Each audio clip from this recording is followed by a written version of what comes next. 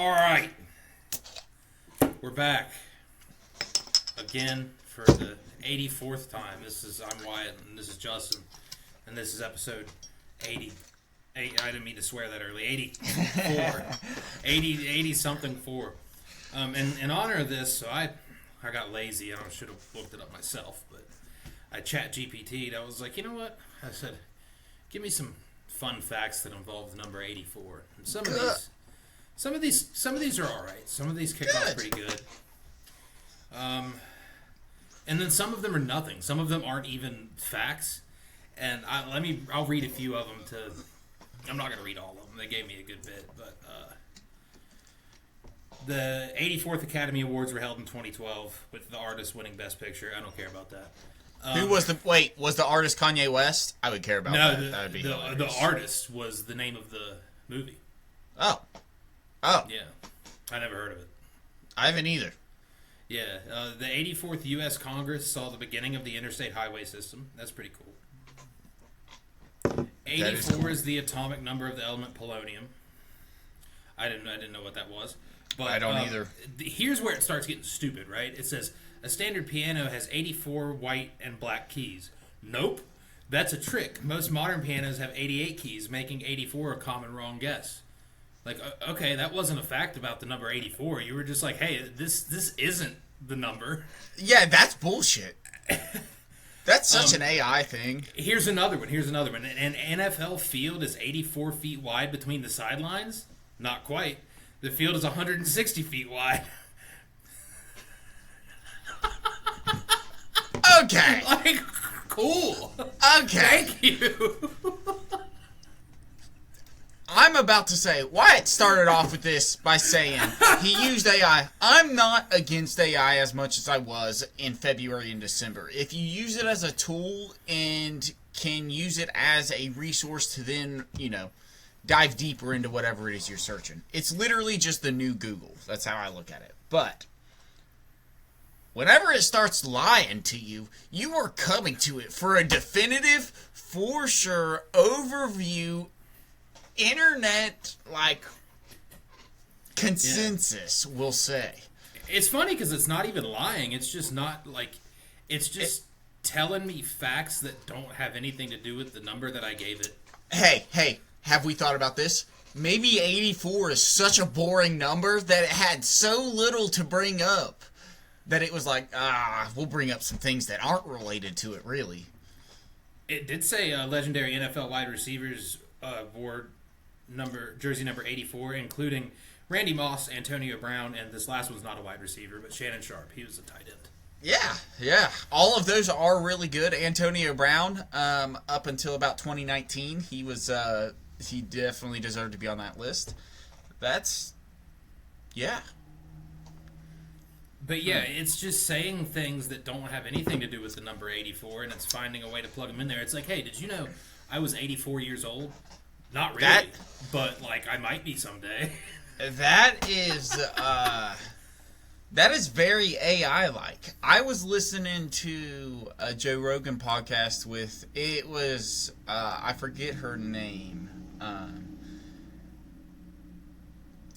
Man, I hate that I'm blanking on her name. But anyways, it was one of the most recent ones. She's been on a few times, and that's why I listened to her. And within the podcast, Joe was like, yeah, let's use Perplexity to look this up. Perplexity used Joe Rogan as a reference. And he was like, dude, why are you using me as a reference? I'm coming to you to find the answer. You can't use me as an answer. I'm not... Mark that. I'm not that wholesome of a person. I'm not that wholesome in terms of the answers that I'm getting or giving. And that's the epitome of AI. You don't know. You're going to get some really good shit, and then you're going to get... I don't know. And I'll give you... Now that we got all of our affairs in order, I'll give you a couple more of these facts that are really stupid. Here's a good one. This is fact number 15 on this list of facts that are supposed to be related to the number 84 but aren't. This one is so not related to it that I don't know why it's in here. The average game of Connect 4 can end in as few as 7 moves, but there are over 4.5 trillion possible board positions. And then it has a note at the end. 84 isn't special there, but it's a fun reminder that numbers can hide enormous complexity. But it's not what I asked you to do. That is dumb. That is dumb. It has nothing to do with what I asked.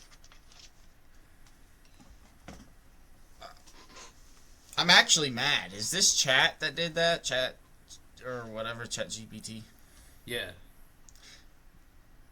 Pick up your game. And then back to back, it has these 84 months equals exactly 7 years, and 84 inches is exactly 7 feet. And then later on, it says there are 84 days and exactly 12 weeks. Like, all right, you just did math that had to do with the number 7. Yeah, and here's the thing. For anybody that's listening to that might think like, whoa, what a coincidence. It's not a coincidence. They're all divisible by 6, 12, 2, 3. It's not a coincidence. It was 3 instances of 12 times 7. That's what it was. Yes. That was in no way is that a coincidence. That's a simple calculation with some different variables thrown in there. That is stupid. That actually makes me mad. That, like, you... Yeah, this thing wasted my time. I would have thought that it would have given you some cool random shit. Like, 84 was the patrol number on the original patrol car in, whatever cop movie you want to throw in there.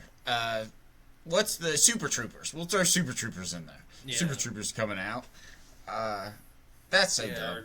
Justin and Judy went out at approximately 84 times. Year. Total of 24 nights. No, that's a joke. It was like more 12 times a week for 7 weeks.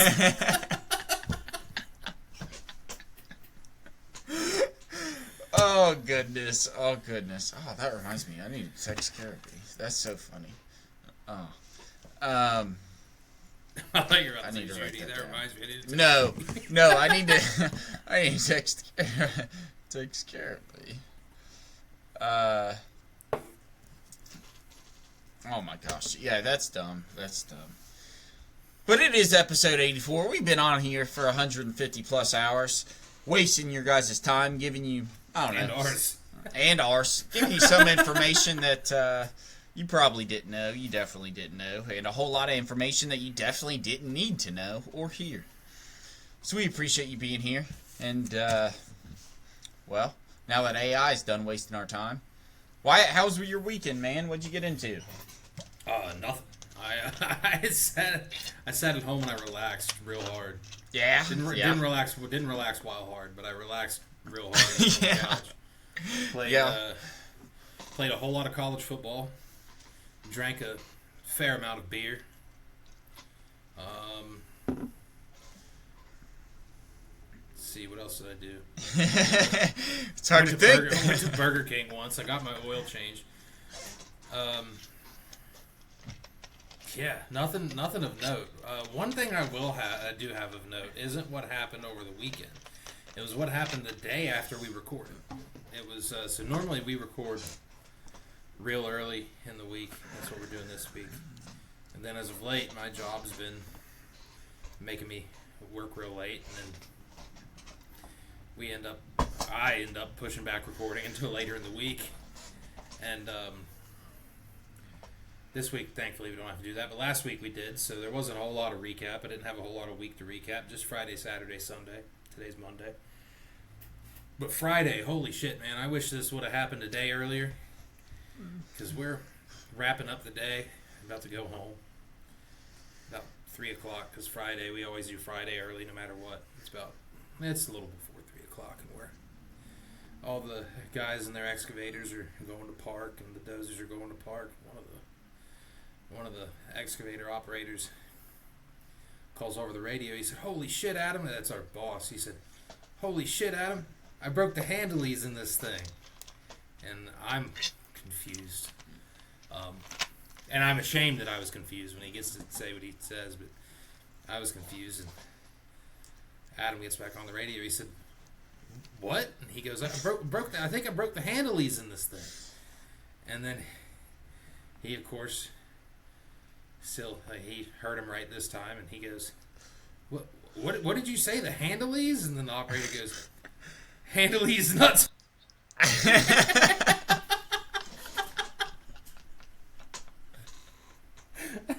And I lost my shit. Because, for one, I wasn't ready for it. Two, like, I like hearing those jokes, even if I've heard them a trillion times. I love hearing one that I haven't heard. For anybody that's watching this, please go back 15 seconds and watch my facial expression on why it says the Handleez. Because I know equipment. I've operated some equipment. My dad and brother does it, so I know in the most instance what it is. I've worked around it a lot. My face was like this when he said that. Because I, too, would have been like, come again with that? What are you talking... Like... That is the most real world, like, example, or, like, holy cow. Can you get... It was so funny, too. And I could tell that, like, I couldn't even see him.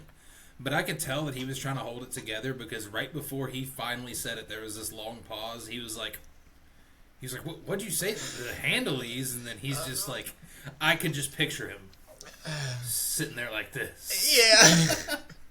Dude, I'd have been like me right now. I'd have already been cackling, laughing, like I'm crying in tears right now. Just 'cause I was like bent over, like I was losing my marbles. For one, I was happy that we were about to go home.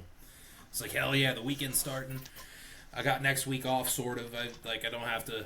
I still have stuff to do, but I don't have to go into work. You know, I get to go operate machines for Monday through Friday. I was just pumped. I was already excited. I was happy. Day's over. And then I hear that absolute jib. Yeah, that's one to end the week on. Honestly, that's a true. We'll see you guys next week. Just finisher there, dude.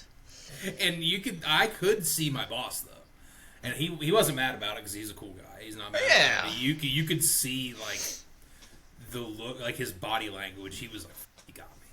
Dude, you know? I'm gonna be honest. Even if your boss is a dickhead, he can't be mad about that. Because one, you guys are operators. And then two, that's just well placed and well timed. He didn't do it in the middle of the day during a load.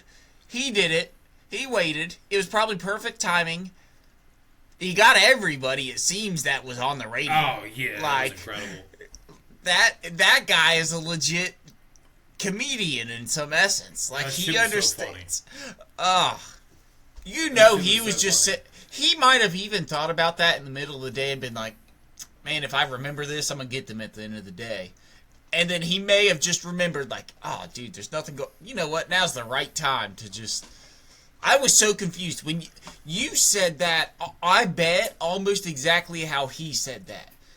Because you said that like it was actually some sort of joystick or some sort of option. Like it was a piece of the machine, yeah. The machine, yeah. So like to me, I was like, the handle, like, is he talking like? No lie. In my mind, the gears were turning to the point of like, Handleez. So what do you handle with a piece of machinery? So is he talking about a bucket? Is he like, I was literally trying to go through in my mind like, what the like. I want to do that I want to say that to my instructor this week. Because the instructors are really cool. And I have one of the cooler instructors this week. Yeah. I might try to get him with that by the end of the week. Bro, I don't know about you, but yeah. Yeah, I don't know if you noticed it whenever you were in this thing yesterday, but I think the Handleez is up in this. It's a little loose over there. Dude, I hope we come... This instructor, he might know that one. So I don't know if I can get him with him. Well, I hope... He's a funny dude. Like, he might know this one. I don't know. No matter what, even if he knows it, I hope we come back for episode 85 next week and we get to hear a Handleez follow-up. Because that would make my day, I'm not going to lie. That shit was so funny. I laughed about it like all the way home. I laughed about it coming home today. It's because good. I was getting to tell the story. So the reason why I enjoy it, like I'm enjoying it as I think of it just internally because, dude, like, childish jokes aren't childish jokes. They're just jokes said by children. And when they're said by an adult, they're just a joke. Like, we were saying that, like, that is just, it's good to know that people don't change. That we grow up, we get older, but we don't grow up. Yeah. It's almost just like affirmation in me that we can be kids if we want to. We can be adults, but we can still be kids if we want to. Find the right time, and anything's okay. That's true. Okay, not anything, but most things are okay. Jokes are okay if you find the right timing. I hit a real good one a few years ago. I don't know if I ever told you about that one, but we had it's when I worked at the tire place, and we had a driver named Joe. And he told me something or whatever, and I told somebody that thing, and then I forget what exactly he told me, but that's irrelevant. He told me something, and then I repeated it in the break room with one of the warehouse guys, one of my coworkers. He goes, "Who said that?" I said, "Joe." And I don't know why the hell he asked me this question, because there was only one Joe that worked there. And he goes, "Joe who?" And I said, "Joe Mama." Just without thinking. I was like, it was like a reflex. Like Dude, that's literally that. Somebody threw me an alley-oop, and then I turned into LeBron for just a second, and I was like, oh, God. That's legitimately the only time in my life I've ever heard that actually be applicable to the question that was asked. Yeah, me too. That's why I couldn't pass it up. I don't even think I thought about it. I just think I said it. Yeah, it was just actually an instinct to just. It would have been really bad if his mom was dead or something. But you know what's really she wasn't. The only people that usually care about dead parent jokes, I've come to realize, at least in adult years, are usually people who have parents that are alive.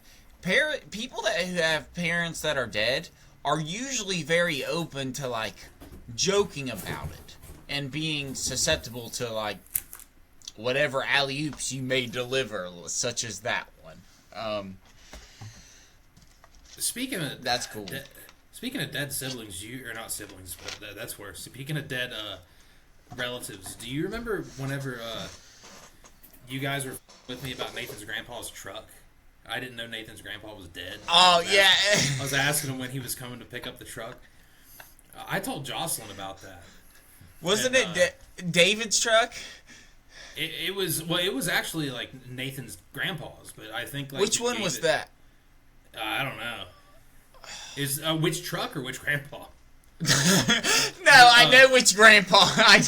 Okay, the maroon one that's been sitting in Connor's forever. Yeah, that's David's dad's truck. Yes, mm-hmm. Yes. Okay. Yeah, and yes, I told Jocelyn about that a while back.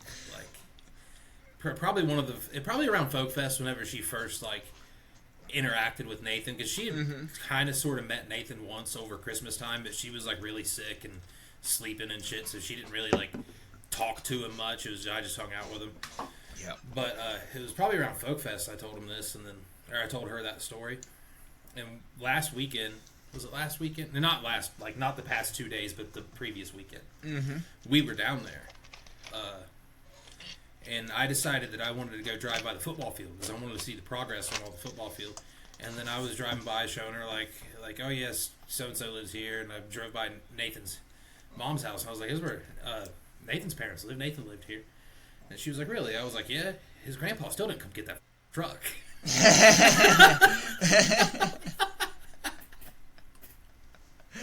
Dude, nobody's going to laugh about this but us, but Nathan got everybody with that truck.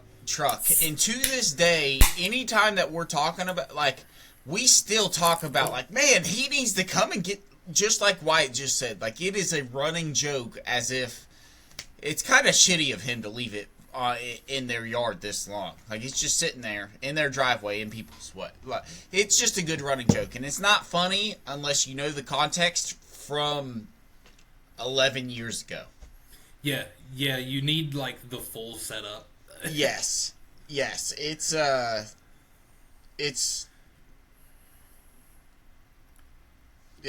just something within itself. Sorry, I was doing something there. This is a transition, but I love transitions because if we're this is our podcast, so we get to talk about whatever. I'm gonna throw it in here. You drove by the football field last, or a week and a half ago to go and see it. I just sent you a couple photos that are gonna come through. I have a whole bunch from my drone stuff, but I just sent you 5 just as an overview of. They got the track finished just now. Last week was actually when they were finishing the track. So are they going to be done with that by football season? Because it's close. Not by football. They're going to be done with the field and the track and so everything except for the main building, what is going to be the Morris Health and Fitness Complex, plus the locker rooms and everything, that won't be finished. But the building and bleachers and everything is. The rest of it will be done by next fall. Enough will be done by football season for our guys to use the locker rooms and stuff. So they'll be playing football there? Yes, we will play football here. Good deal. Yes, so you should come down and we'll go to a game. We'll make it an event to go to a game and stuff. Yeah, you bring Jocelyn. I think you and Jocelyn would enjoy. I think she would really enjoy that. But we'll do that. But the away team still has to change in Waco Center, unfortunately. But that they got to walk out, so it's no big deal. Yeah, it's the away team, so nobody cares. But it's cool to see the progress that's being made on it, just because they're doing it. Like, this place, nothing against athletics. We talk about athletics and sports every podcast. That is what our life. I think it's like 80% of the show. Yeah, that's what our life is. I love athletics. My favorite parts of the magazine, the annual magazine I get to make, are usually athletics portions. But being a part of athletics, it is bullshit how much athletics gets money and funding comparative to academics, housing, or anything else related to the other 60 to 80% of students that are on a campus. It is, we saw it firsthand as a student itself. But I think because we did really good at sticking to just our daily routines and the things that were specific to our lives, we didn't see all of it. But now that I work here and I work with athletics plus everybody, and I see it, dude, it's kind of unfair. Yeah, it's kind of nuts. And I will, for anybody that watches this, though, it's only us probably, I will preference with, it is unfair when your sports teams on average are not as good as your academics. If your academics are just as good, if not better than all of your sports teams or athletics on as a whole discipline, then the money needs to be put just as much into the schools, education, faculty, housing, and resources for such. Our sports programs are not the best. They're not the worst, but they're not the best. No, we have some, which I will say, we are slowly getting better. Our girls' basketball is always solid. Take out the national championship of the year, they actually are always good. The boys are back and forth. Softball just went for the first time ever to the World Series, which is incredible. I saw that, yeah. Yeah, and they didn't just make it to the World Series; they made it past the first round. So they're a legit softball team, Golf is super good. Both men's and women's golf is extremely good. Wrestling is one of the best in the nations consistently since we were in school. Which is crazy because it's new. Yeah. Yeah, it's new, and since its inception, it's been a top program, which is crazy. I will say I have high hopes. It's why I'm excited for you to come to a football game, especially with you being a former player and everything. You're into it even more than I am, I can say. So, do you know we have a new hire as a head coach? Really? I didn't know that. So we have Jake Castile. He was one of the head coaches, or one of the, I'm not going to say head coach, assistant coaches, because there's only really one head coach for a football team. But he was one of the primary assistant coaches for WVU last year. We just got him. He's already, just from the camps this summer, we got him in the spring, just from the camps this summer, and the people that we've brought in, in the back like the back, we've got the WVU coaches backed him and said like, we wish you well at Glenville State, especially since Rodriguez started here and everything. You know, it's an extra touch on stuff. It's just really cool though. I have hope for us to do good in football as well. And then everything else is still developing. You know, soccer's young. Acro is still young technically. And they were even, I don't know about now, but they were even really good for a while when they first started. They won a national championship their first year technically. Yeah. Which I will also throw in, nothing against anybody. I love, like, me and Wyatt technically graduated with a lot of you guys that are on that team, on that squad. I love you guys. But D2 acrobatics at that time was so minimal that... It was brand new. It was like not just brand new to us, it was brand new to everybody. Yeah. The entire nation, yes. Yeah. So we do have to throw it, like, with all asterisks, just as people do with the 2020 NBA Finals, that was the bubble. Yeah, it was like the Bill Russell Celtics. Yes. You guys, no doubt, were top dogs. You are talented above the rest, but you were also talented on a level that was almost below. Yeah, your competitors. It's not the same as now. You know, damn near 10 years down the road. Yeah, where every D2 school is slowly getting them, if not more, programs. It's really cool though. It is cool to see, and it's cool that we were that Glenville State, our alma mater, was kind of a pioneer in the sense of D2 acrobatics and tumbling. For anybody that doesn't know, our mascot is the Pioneer, so that's why he's saying, "Yeah, we were," in reacting to that sentence. Yeah, we sure as hell were. Still are. Yes, we are still the Pioneers, but big things coming, good things to look forward to. I'm excited. In the next couple weeks, I'll hopefully have good news about the school and about just being here and everything, so that'll be good. Talking about last week, we're getting away from everything. The only thing I really want to talk about, great week. Had a good time with family, worked, did some side jobs and everything. That was fun. Last year was the first time that I went to one and I had sent the photos. I went to Hillbilly Diecast Days, which was the first diecast show I had went to. I had sent the load that I had got last year. Last year, it was actually a diecast show in terms of it was in a venue, and there was everything from people selling the regular $1 Hot Wheels all the way up to $500, $600 collectible cars. You had Hot Wheel collectibles, actual full die casts. You had, I forget the different brands, but you had basically everything you could want. This year they switched it up, man. I had my buddy Chris come down with me, who is the person that I went to a toy show with last year. He's an older buddy from surveying and stuff. Great time. They switched this up, put it in a mall this year. Within having it in a mall, total vendors, they only had 5, and that's including the store that is located in the mall that puts on the show. So you take him out, there was only 4 vendors, 2 of which actually sold Hot Wheels.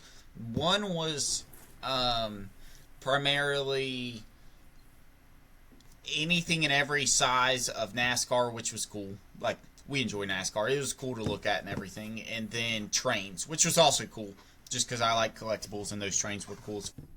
But it was very minimal. It was a very minimal day. I'm going to send you now everything that I had picked up just so you can see.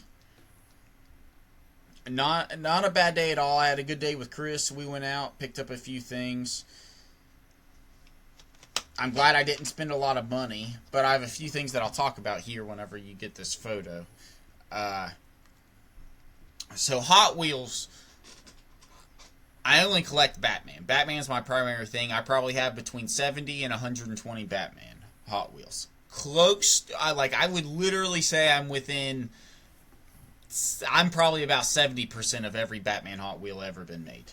That's my ish that I collect. So I'm constantly on search for those, and in my mind I have a rotary bank. But because there wasn't a lot there, I picked up some randoms.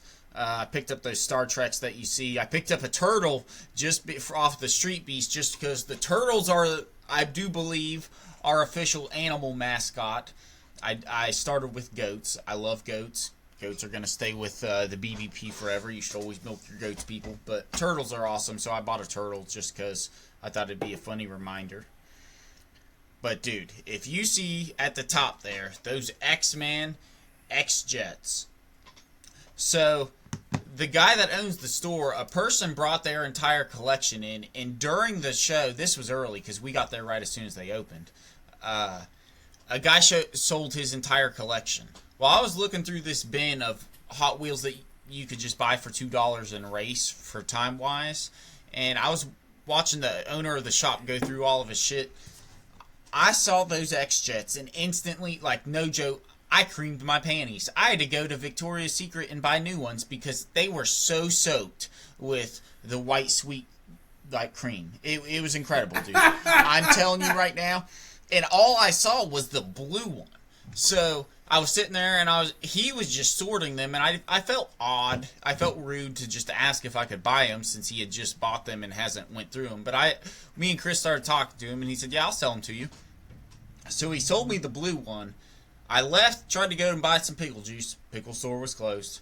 Pickle guy. What's wrong with you? Anyways, came back, ended up buying the Star Treks and the Black Jet, which is cool because that's the only other variant that Hot Wheels has ever done of the X-Jet. So, really dorky, really whatever, but also it was a great weekend, and I spent very, very little money and got some great additions to my collections. So, Nice. Yeah, a lot of fun. Cool weekend. I'm very excited to, go through them all and slowly get them. I packed those away, but I haven't. My plan yesterday was to, I have a big 45-gallon tote of some Batman stuff, and I had that one in my closet that I can easily access, so I put my Hot Wheels in there, and I opened it up and was resorting to put them away, and my plan was to go through them all to take a picture to have an idea of which ones I have, but I have so many. I'm waiting a couple years till I buy a house to go through all these toys, because I love them and I want to display them, but my gosh, there's too much to worry about right now. Also, it reminds me, as much as I say that I'm good with my money, and I do save, and I'm very good at saving in various ways. If I did not have vices such as like nicotine, drinking, buying toys, buying silver, I would be much better off in my life. Holy cow. I love it because this stuff genuinely makes me happy, but also it's like, dude, I hope I die young so that I can actually feel enjoyment out of this rather than be older and be like, why the f did I buy all that shit when I was younger? What is wrong with me? Come on, dude. Oh. Learn. I don't know. We'll learn. Dude, I've been that same way with video games, especially lately. Like, now that I make more money, I'm like, oh, okay, this thing's out. You can get it. I'm going to get it real quick. Yep. Yep. Then I went and got a Switch, too. It was like, oh, shit, I can get that. You know, the oddest thing for me lately in the last year has been tools. I have got damn near anything you could think of tool-wise, and if I don't have it, my brother does, because he's bought it within the last year, and I don't own a house. You own a car, though. I do own a car. Hey, guess what? I buy no mechanical tools. I buy all things for contracting. Oh, you got, like, power drills and shit? I've got drills, impact drivers, any sort of attachments you could think of, sawzalls, circular saws. I've got 4.5 inch, 6.5 inch. I gotta buy a 7.25 inch circular saw, so I have a full set, or just every size that I might need. They're all different brands, but I've got leaf blowers. I've got power vacuums. I've got fan. Dude, I've got whatever you could think of because you guys will buy a house before I do. When you guys need to, let me know what tools you'll need and you can just borrow them from me, because I'm a retard and I stack up and stock anytime I can buy. I literally just took a box to our storage unit last week and I was like, I better look through this before. Pulled it out of our closet. Door handles, trim, anything and everything for a house, bathroom accessories. I have got everything for fixtures, lights. The only thing I don't have is a ceiling fan. Like, it's retarded. I am absolutely autistic. And Nice. and apparently I go in these waves of what I think is necessary to hoard. It's really funny but dumb. Yeah, it's funny, I don't have a lot of tools, but I have about every goddamn socket that you could possibly need for your car. I'll tell you what. Well, see, this works out then, because between me and you, we can just go back and forth, because I will end up needing those. Me and Chris were actually just talking about that, how when it comes to cars, every time you get a new car, you better find out which socket size you need, because it's going to be a special one. Yeah, you have to get one of the Torx bit ones. Yeah. The star gimmick, yeah. Yeah. I've got a whole set of those. I've got regular sockets. I got metric, imperial. You got everything, yeah. 3/4 inch drive, 1/2 inch drive. Dude, this weekend while you're in, I want us to do a bunch of shit, but what I'm going to have to do, I'll tell you what we're going to do. If we go golfing, we'll golf in Buchanan. I got a place I want to take you to just to show you. Yeah, I'm going to make a whole plan for us when you come in, if you get the free time, yeah. Oh, I'm so excited. That was random. All right, well, that was basically my weekend. Now I'm working, doing that. Before we get into anything else. Yes, sir. Do you want to, because I don't know if I have any other information. I just have, I have the one thing that you and I both did this past weekend that Yeah. we didn't do together, obviously, but we both did it. We both did it. Yeah, we can talk about that. I've got a few different things that I can that I want to run through that are just random. But before, do you want to talk about? I want to know how SummerSlam went. Did you watch it? No, I didn't. Oh, okay. Never mind then. Because I've seen nothing but like I want to know first person account of it because I've seen what I've mixed seen, reviews. From what I've seen, night 2 was good. Night one was iffy, but night 2 was apparently really good.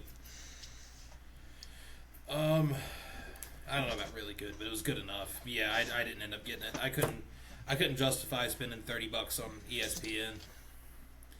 Not yet. When football starts, I will, but because then I'll use it every Monday.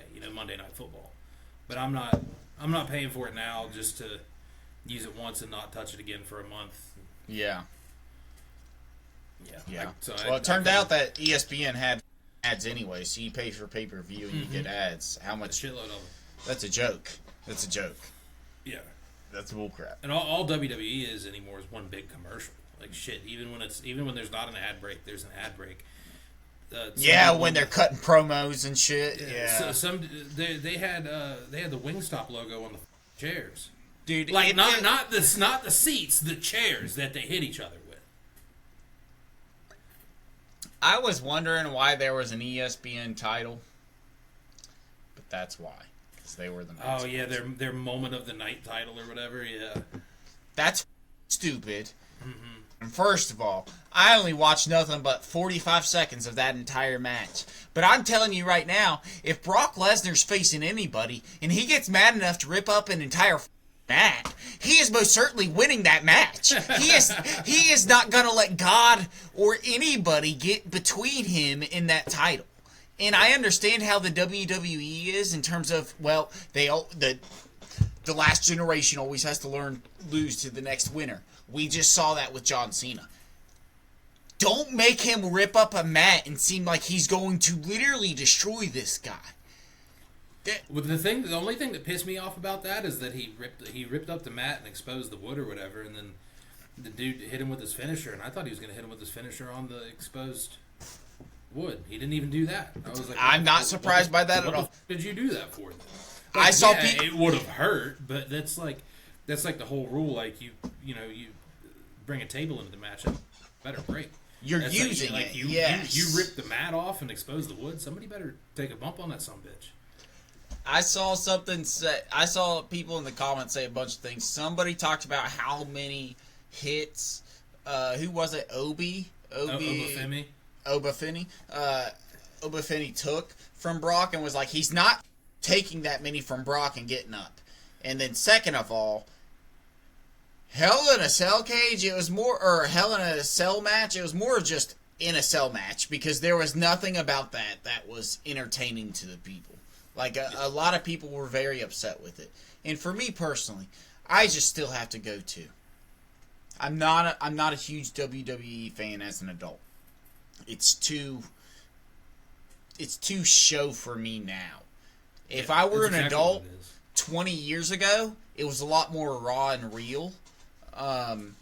So I probably could enjoy it now. But as the fan that I am, I will still say that I have a right to have an opinion. And my opinion is Brock Lesnar, probably until the time that he is 78 years old, will quite literally rip apart any human being on this planet. Yeah.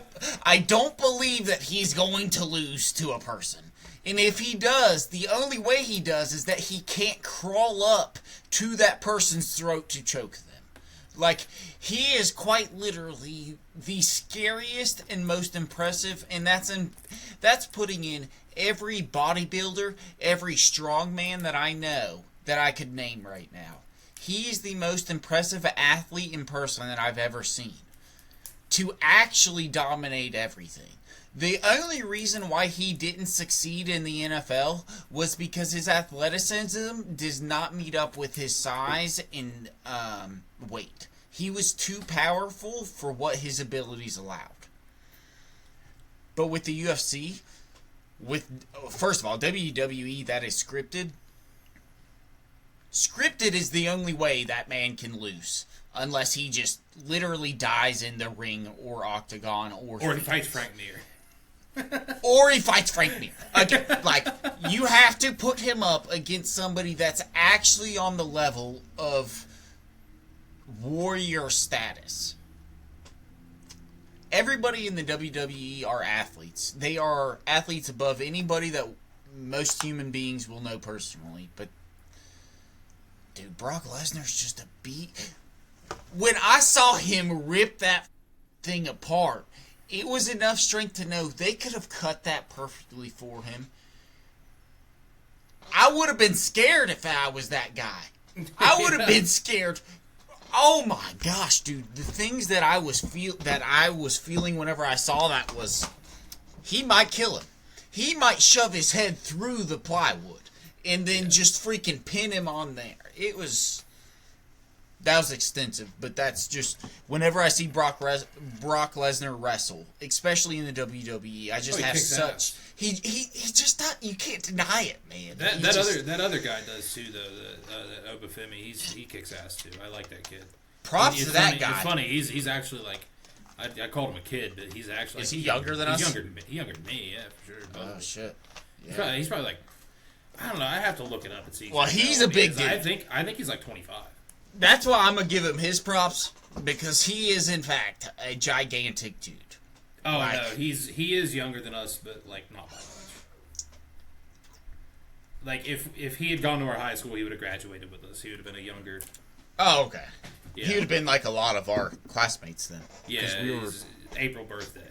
We weren't the oldest, but we were probably top 10 oldest in our classes. We were, like, the oldest of the people that didn't fail a grade. Yep. Yeah. That's that funny. Me and Faith were actually just talking about that in terms of like how birthdays fall and when you start, and your parents get an option sometimes as to whether you start now or start later. And we were talking about the deadlines on that. If I was born like 2 weeks earlier, I would have graduated a year earlier. See, that's funny. If you were born 2 weeks earlier, but in Gilmer County, you probably would have. Or if you were born at the same time, but went to Gilmer County, I think you would have started earlier. I think you would have started a year earlier.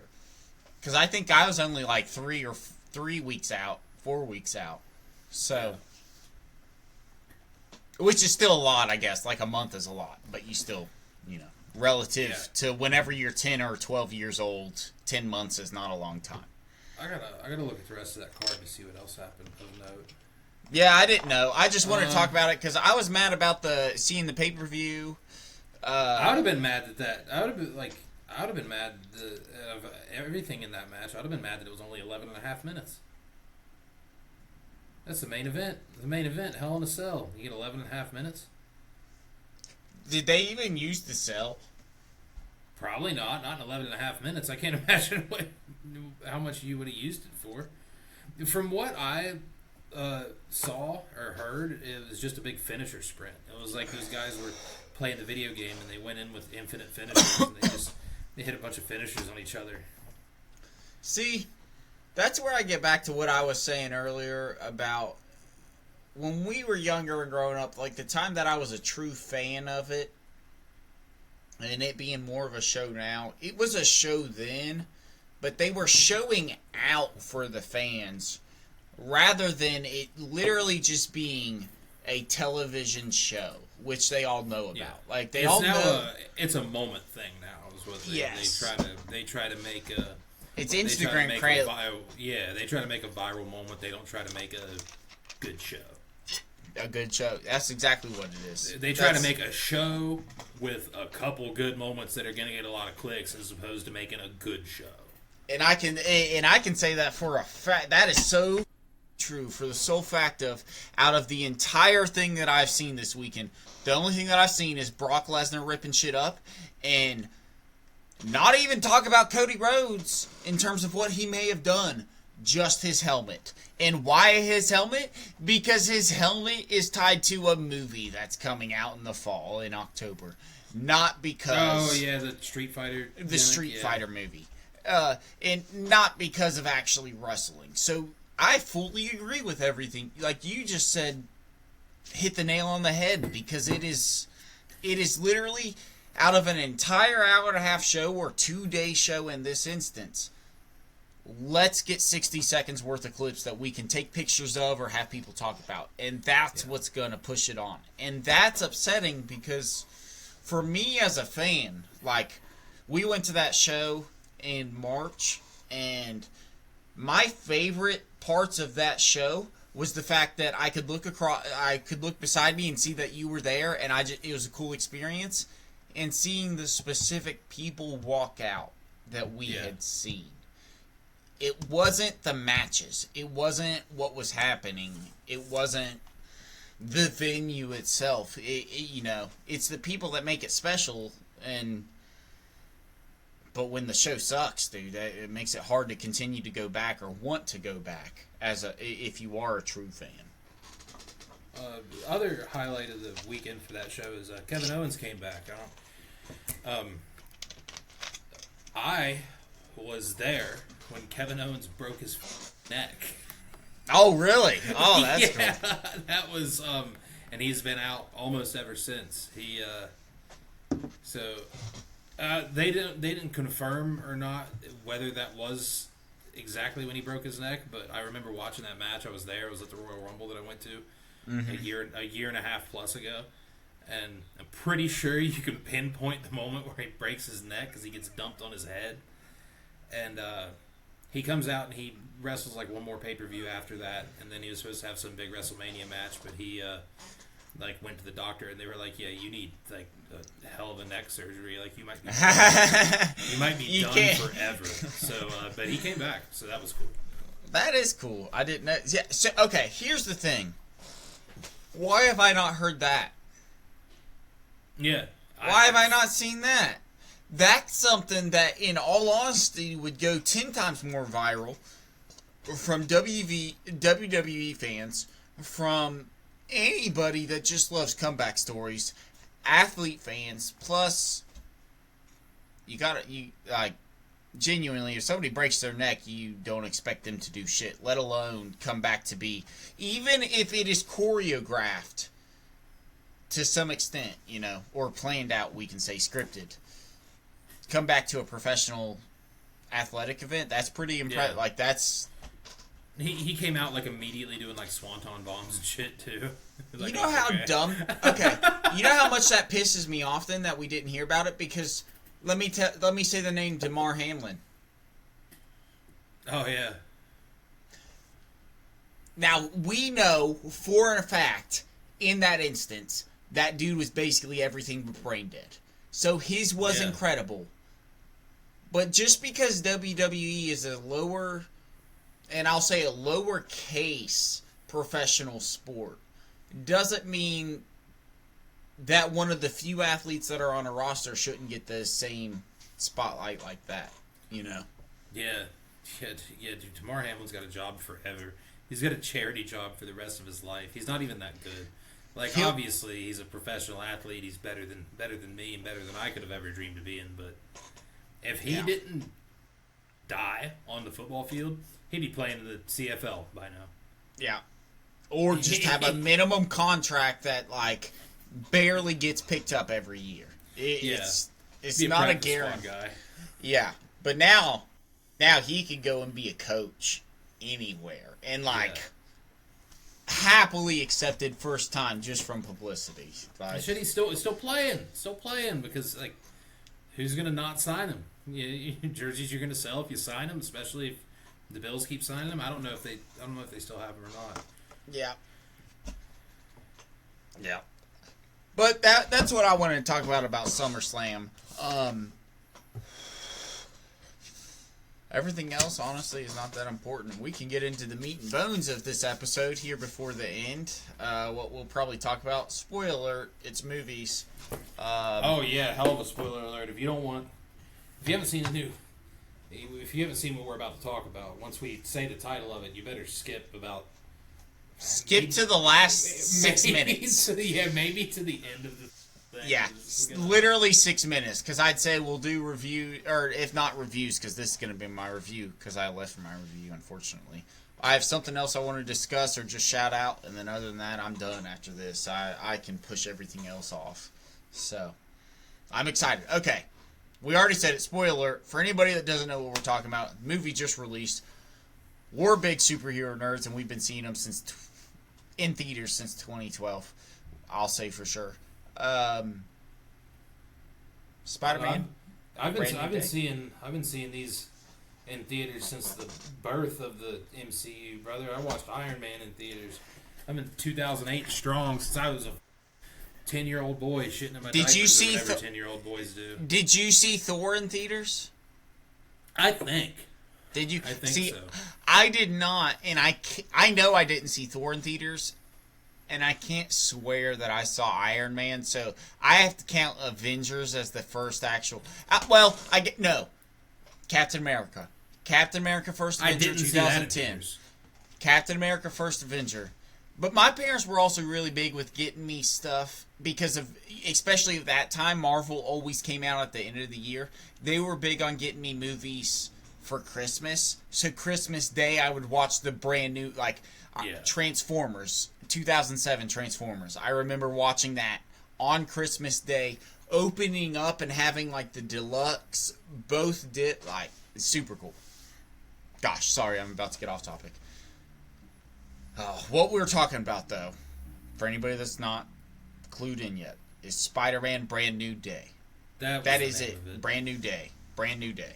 See, whenever I told somebody about it, and I accidentally said, I looked up on Google. I was like, because I was looking for the post-credit scenes, and I accidentally typed in No Way Home, and it said that there was two, and I was like, oh, dang it, I missed it. But no, No Way Home, or Brand New Day. That's it. All right, well, Wyatt, you just, I didn't start it, but I've been rambling. Opinions on it, thoughts on it, questions on it, anything you want to ask me? What's your whole thing on it, spiel on it? Dude, I guess I'll get right into it. I'll start by saying this. I didn't hate it. I didn't love it. I liked it. Oh, really? I didn't love it. It wasn't a bad movie, and I think my downfall is my own fault. Okay. I guess it wasn't what I thought it was going to be, and what it was were two different things, I guess. Mm-hmm. And another thing going into the movie that kind of clicked after the movie that I didn't consider is it's the first movie of a new trilogy. So it's kind of like new story reset. It's opening. Yes. Yeah, it's setting up what's next. So for what it was, yeah, it was great. Like for what it was fine. For a setup for a movie one of a trilogy, it did the job. I will say that. But the downfalls that it had for me were, like I said, probably my own fault. I think I expected it to be. See, my thought process going into this movie is finally we're going to get a real, true Spider-Man film, because in these first three, the first three were good, but that's not what they were. They were Avengers based and Tony Stark based, and tied in with everybody else's bullshit. So what I thought going into this movie was, this is going to be, with Tom Holland, the first real true Spider-Man movie that doesn't have shit to do with anybody else, not cleaning up other people's bullshit, not dealing with other people's villains. He's got his own thing. Which that is true. That's what it was. Because nobody that he dealt with because of, the Avengers or anybody else. Yes. It was his own deal. But what I was expecting, obviously I had a good idea that Jean Grey was going to be the main problem, because they, cast a famous redhead to play the villain, and you're like, well, that checks. It's... But I was expecting to see a lot more of, Spider-Man's whole rogue gallery of villains. Like, I thought Scorpion was going to be bigger. I thought Tombstone was going to be something. They put the guy in makeup and did all the effects and shit for him to be there for 6 seconds. I was a little upset about that. Yeah. End of the fight. And my biggest gripe, I think, with the movies, I will talk about the good shit. I will definitely talk about the good shit. But we can go back and forth. Yeah. My biggest gripe about the movies, the movie was, and it's funny because it was good shit but also bad shit. The biggest gripe that I have, which is also one of my compliments, which is funny, but it's and again, like I said earlier, it's the first of a trilogy. I got to give it time. The next two movies will give me my fix, but I just thought, like, this is a Spider-Man movie and there ain't anything bad happening to this guy. Yeah. You know what I mean? I said, this is fixing a lot of his problems, actually. That's, like, I'm not used to seeing that in Spider-Man movies.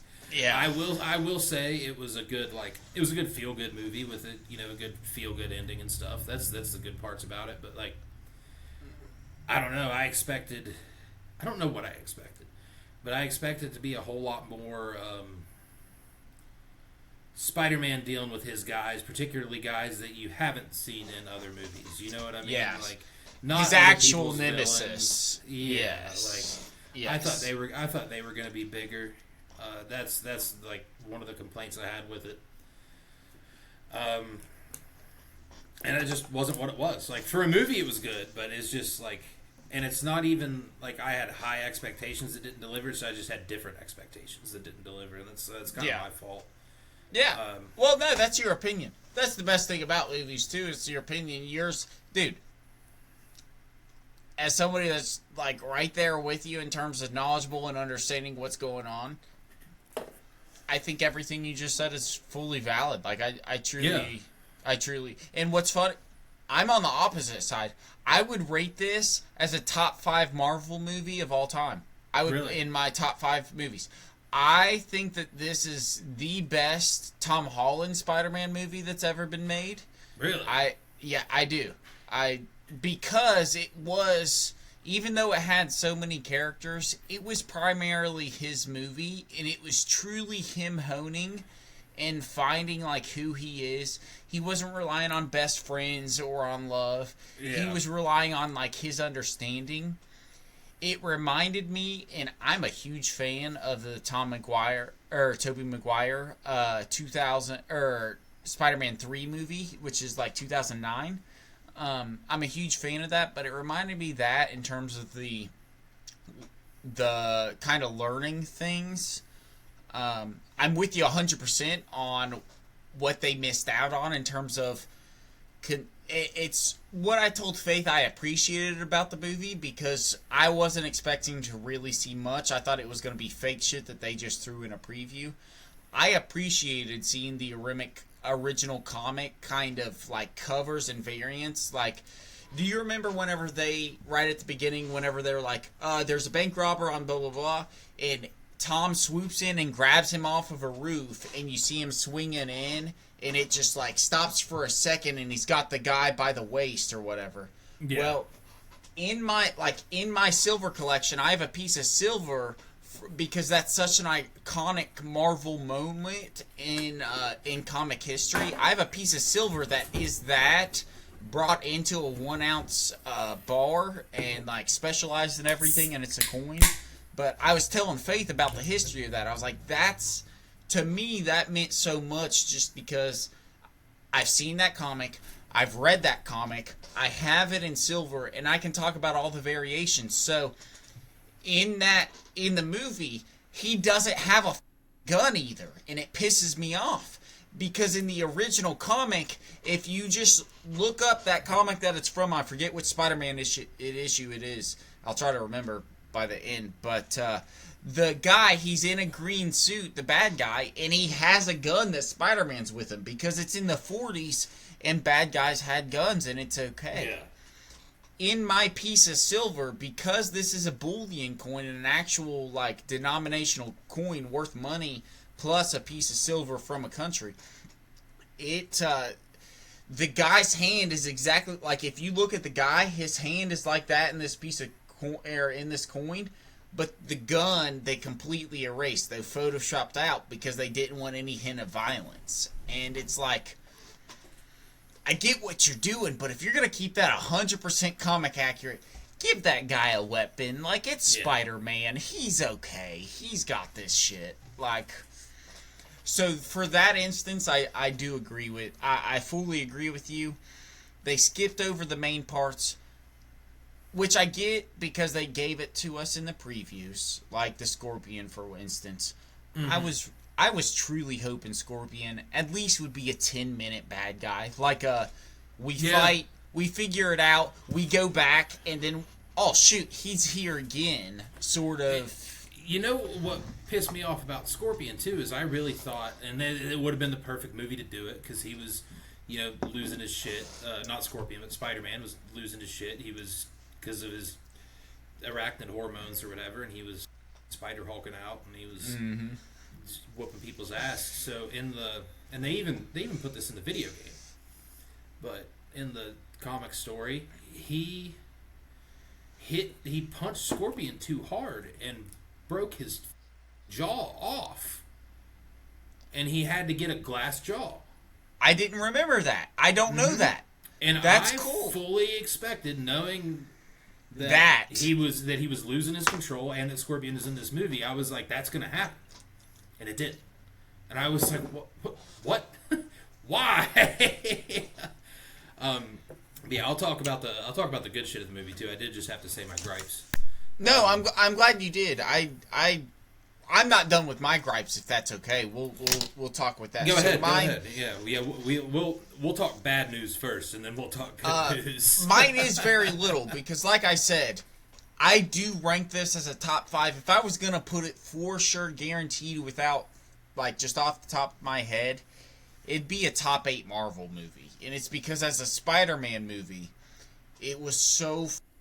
It was truly good in terms of resolving and answering a lot of the things that have been developed in the past 3 movies, as well as truly keeping like in touch with what Spider-Man is and what that balance of emotion and like neurological balance, I guess we'll say, between the two things are.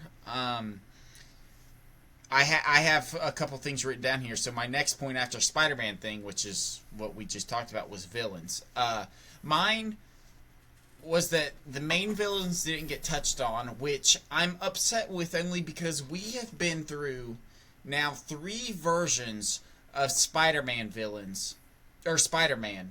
And none of the villains, aside from the Green Goblin and Sandman, Tobey Maguire's versions, have been accurately portrayed in terms of their ferocity, their impact in the comic, and also like the human nature of who they were before they were these people, before they were these villains.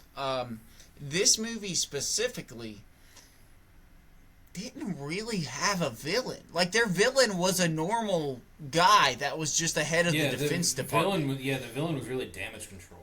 Yeah, damage. The damage. Damage control. They I think that's too mundane for a superhero movie. Yeah. It's not the Suicide Squad, and I'll say, so the Suicide Squad, the real villain is the director. Right, yeah, Waller. Director Waller, yeah. So that movie, I think, is acceptable for the sole fact of you don't expect it, and she plays such a pivotal role at the exact points that, like, you're not expecting her. You're expecting her to be a bitch. You're not expecting her to be a bad guy. Right. I knew that black guy. Me and Faith is the one that talked me into seeing it on opening night because she knew I wanted to, and it was just something for us to, a date night. She knew that he was the bad guy from, like, the second that the first drama had started, and maybe she was just racially profiling it. See, that was me. That was me. No, that's what I was doing. That's what I was doing, yeah. She is a very wholesome, good-hearted person. She's the opposite. And the fact that she knew showed me... I'm bored and I don't have I just had a heart attack. How much? Oh, that's awesome. Oh, sorry, Justin. Yeah, she scared the shit out of me. I thought somebody was breaking into my house. That was enjoyable. Leave that scare in just because that's funny. That one's worth staying in. But with these headphones on, you can't hear anything. I just, like, glanced over. She's standing in the doorway. It's,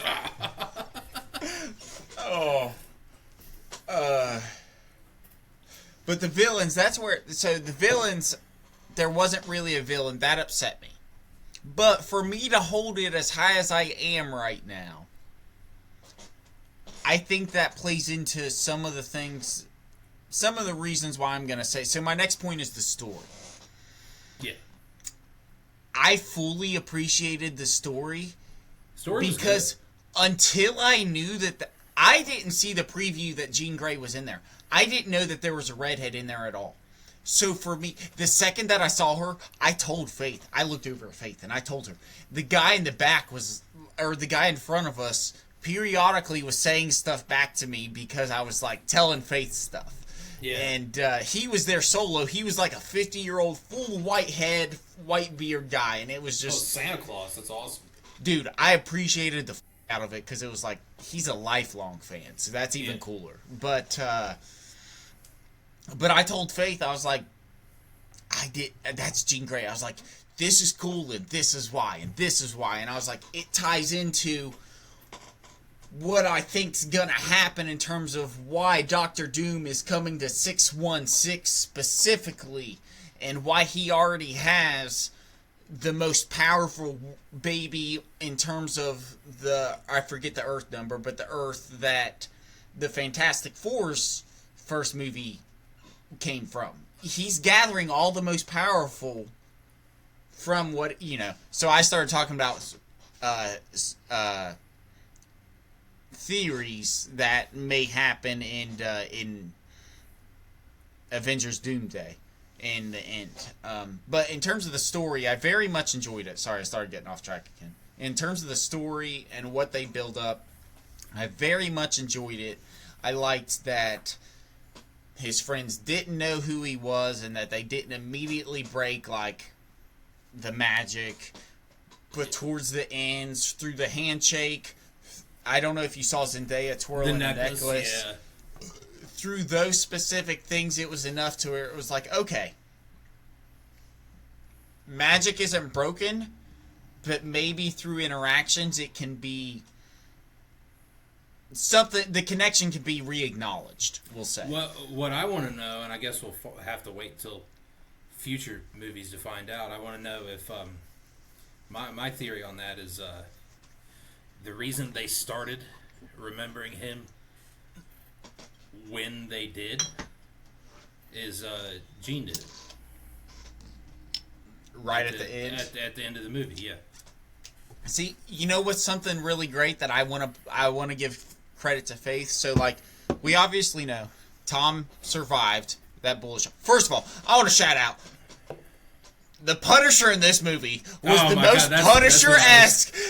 That was the best person. Awesome. Oh my gosh. He was my favorite character in the Dude, movie. I loved him. He was more Punisher in this movie than he was in his 2 seasons as the Punisher. He just lacked F-bombs. That was all, you know. And I'm not mad about it because he made it. I wish they would have gave him one. I wish they would have. Gave him one. Honestly, now I'm saying that I do. I didn't even think about it at the time because he was so... Dude, whenever he was in the freaking hospital at the end and he said, I got you, and he put on the mask and he was like, yeah! That shit was funny. I laughed so hard. The entire movie theater clapped whenever he came on screen with his hands, like, with him in the spider gear because it's just that appreciation of, like... Dude, you're like Frank. Yeah. You're Frank, and it's just I don't know. I'm a big Punisher guy. I liked him in that movie. I saw a lot of people bitching about the Punisher in that movie, and I was like, no, he's the best part of the movie, dude. Like for real. You cannot complain about. First of all, anybody that wants to complain about John to begin with, John is literally, as somebody that I've watched every Punisher movie. Hey, losers, anybody that's listening to this, I bet I'm the only one listening to this that has every single Punisher movie on DVD. A lot of them are bad. They are bad movies. You know what's not bad? John as the Punisher. John is the best Punisher that has ever been portrayed. He's good. He's good. He's great in the show. He was good in the movie.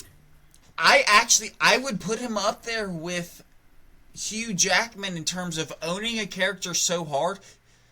And Chris Evans, owning a character so hard that it's going to be hard to actually replace even in 20 years from now. Like, he is the epitome of... he's just a good actor. That's the issue. I don't know if you... Have you ever seen the memes of him in every movie that he's in where he always says, let me tell you something. Did you catch... You haven't seen No. He says that shit in every movie he's in, and I heard it in that movie, and I said, ha. Oh, I have no. He does say that a lot, though. I'm thinking that in my head now. He said it. I specifically heard it once. You know what? Movie. Let me tell you something, right? It was. I think he was arguing with Spider-Man or whatever, and it was whenever Spider-Man told him like we're a lot alike or something like that. And he was like, let me tell you something. Where do you? Yeah. I was like, oh, he said the thing. He did it. Yeah. That dude. My gosh. Well, I love that, but what I got off track again. We love these movies, and I get off track. What I want to shout out Faith. What Faith made me realize, I knew Tom survived, obviously. I knew Gene did something. I did not know that Gene, the second that he died, whenever he grabbed her, she entered his mind and kept his heart beating. Kept his blood, like his brain, making sure his blood flowed. I knew that she did. I did not actually catch on to that. And she said, no, like, pay attention. Like, go and watch the video if you see it of whenever she's on the bus. And you see her, like, take a relief breath. And it's because at that moment that Tom wakes up, she knows I don't have to breathe for 2 people at once. Yeah. It was just... So, one, shout out Faith. You're awesome. Thanks for making me realize that. Also, how shitty I am. I didn't believe her. I was like, Faith, I'm the person that knows this shit. Yeah, the Punisher said it too, didn't he? I overlooked it. That's how into the movie I was. I overlooked it. I had to look it up and apologize to Faith. I said, because I was like, Faith, you're right. I was like, that's exactly what happened. Like, yeah, the Punisher said it. He was like, yeah, she, because he asked her, he was like, where's Gene? He was like, he said, she's good, kid. She's good. She used some of her voodoo stuff to keep you breathing. Yeah. See, I caught that, and I knew that I didn't catch on to what that really meant. Like, I overlooked the value in terms of the words that he was saying. but I didn't know Jean was the villain. So or like technically a bad guy. I love that she was, just because this is the first instance in terms of the real 616 Marvel universe that we have of mutants, of X-Men. Yeah, I was going to say specifically X-Men, not just mutants. Like, Jesus. As well as it actually starts. It starts to give us a chance. One, we're going to get a whole new X-Men series, which hopefully we're going to learn another like true origin story, which I have to say I've not been upset with either of the 2 X-Men series we have gotten. Ever, like, X-Men is just a legit series. It's great. I thought that was great though. Is there anything that you... Well, let me say, what did you... you asked me about it. I got to you a little late. Faith did not find it valuable. And really, it's not valuable. You could have just watched it online. What did you think... Scene? Yes. Oh, I'm not going to lie. It pissed me off. Because of how short it was? Because of how little it gave you? Yeah. And, I'd seen theories, and even the theories I hardly cared about, because I saw the Spidey tracker or whatever, and he showed up in space or what have you, and I said, I've seen Spider-Man in space before. I don't care if he's in space. I have a good feeling he's going back. There's an Avengers movie coming out. I don't know why you're telling me this. Yeah. Really? Yeah. See, that's funny. I thought the opposite. I got the opposite. I was instantly excited. I was like, okay, well, currently, we already know from the trailer, Doomsday is in 616 universe traveling to space. So I was like, what Spider-Man could we get, alternate universe, obviously multiverse, that we could get? Ran through it. I was like, Venom. Well, no, Venom is technically not a Spider-Man variant. He is his own symbiote, alien thing. So not Venom, even though we could get Venom eventually. So I just started running through those and talking to Faith with those. So that's why I'm excited, is because I think that just as... So it's why it goes into my theory that Dr. Doom... Fantastic Four is coming to this universe to get Jean Grey for the same fact of Dr. Doom already taken the Fantastic Four, baby. Most powerful in that universe. Jean Grey's the most powerful in this universe because she usually is in every universe she exists in.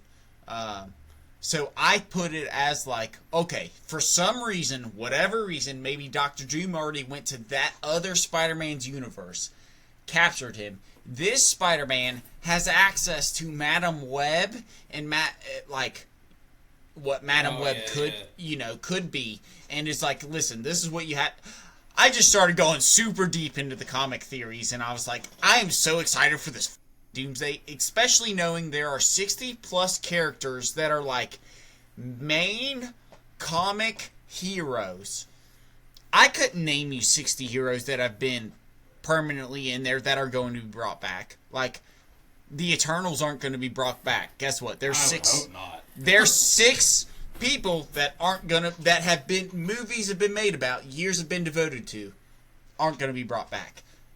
And the rest of them have been repeated so much that it's like, we have to get some new ones. We have to see, like you were saying at the beginning, how Spider-Man's the first of these next 3. We have to get an introduction to some of the next generation, just as the Fantastic Four. Mm-hmm. Well, I went on my rant. What else do you have? What else do you have to say about that, or about the movie in general, if anything? Let's see. Let me think for a minute. It was good to see old Hulk. It was good to see Big Angry Hulk. That kicked ass. Yes. Would have liked to have seen more of him, but he's a budget killer. He's a budget killer, and honestly, the timing that he was in. Perfect. He did not disappoint you with how much he f***ed up Spider-Man. Mm-mm. I thought he was going to f*** him up a whole lot less. Yeah, he whooped his ass. He whooped it completely. It Yeah. was.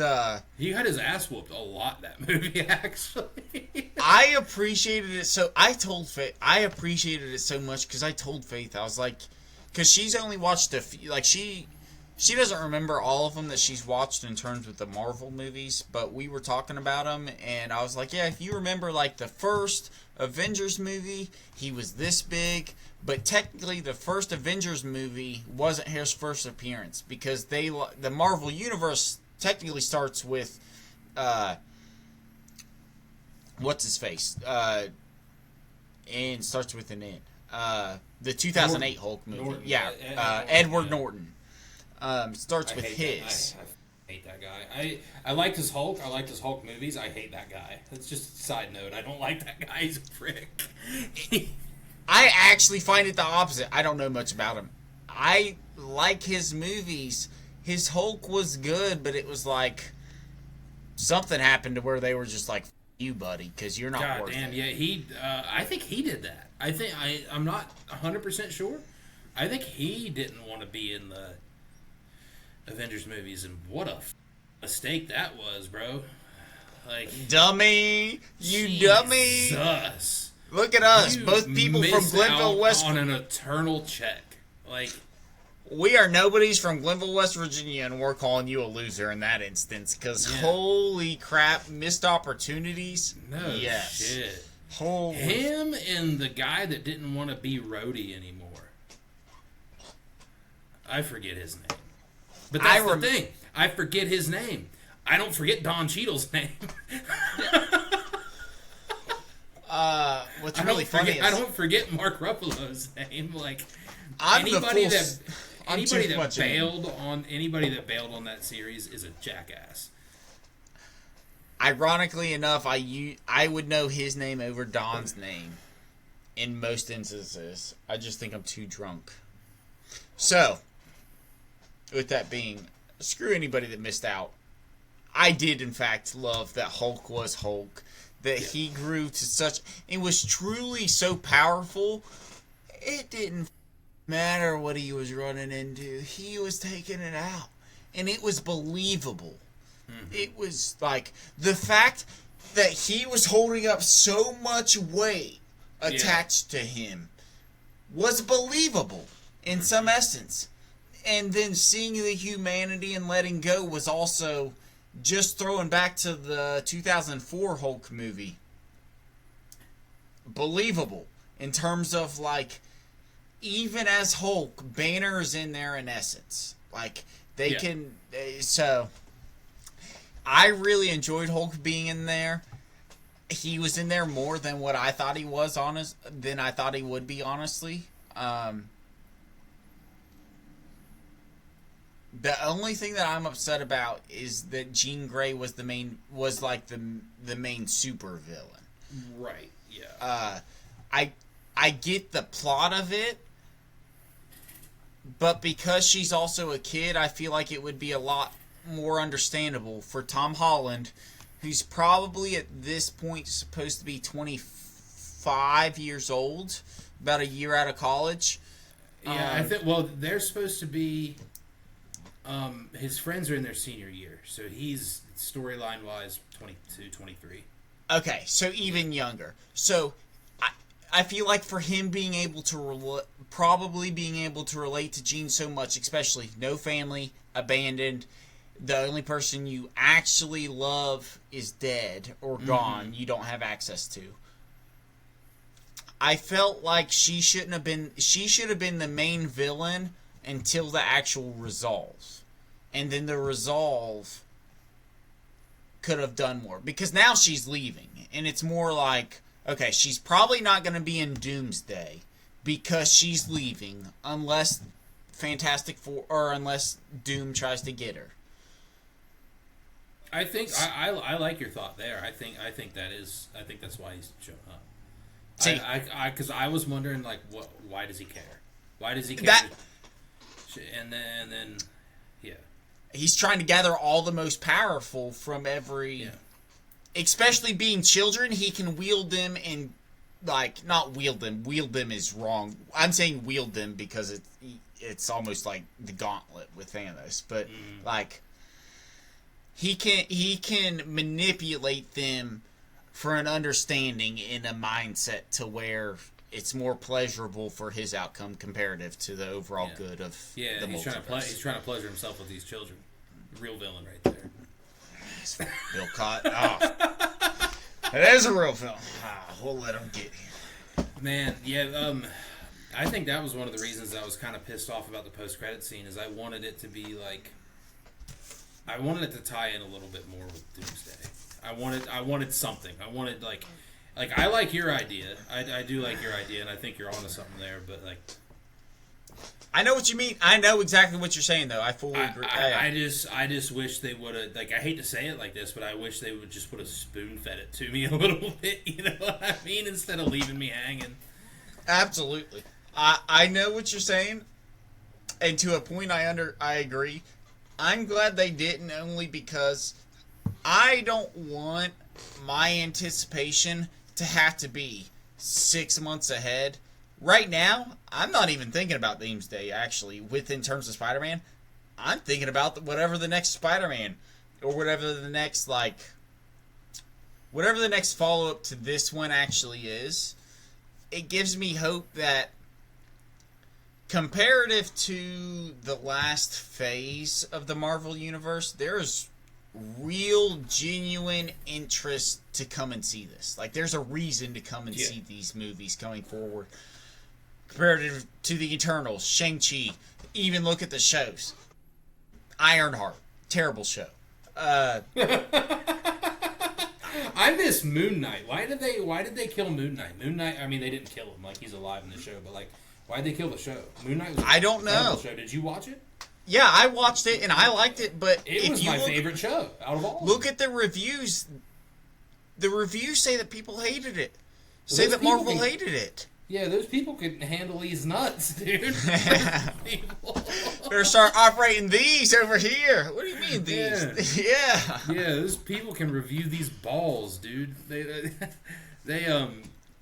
I love that show. I love the character. I think the character is what I like more than the show. Moon Knight's a kick-ass character. Well, I like Moon Knight. It's like Spawn. I think Moon Knight and Spawn both deserve some sort of 21st century, like, brought back, fully Spawn was supposed to devoted. get something. Spawn's like its own thing, right? Spawn's not Marvel. Spawn's not DC. Spawn's its own shit. It's its own, but I think Spawn is owned within, or not owned, but I think it's distributed within Marvel. Oh, really? I think so, only because I collect Spawn memorabilia and stuff, and aside from DC, the only DC stuff I collect is Batman and The Flash. So, since I collect Spawn, I just want to push off my drunk head that it's primarily that Marvel pushes it out. But maybe it might be independent. I don't know. The old movies suck balls. Now, I guess we can, now that we talked about the movie a little bit, looking ahead, so when they do Spider-Man 5 and 6,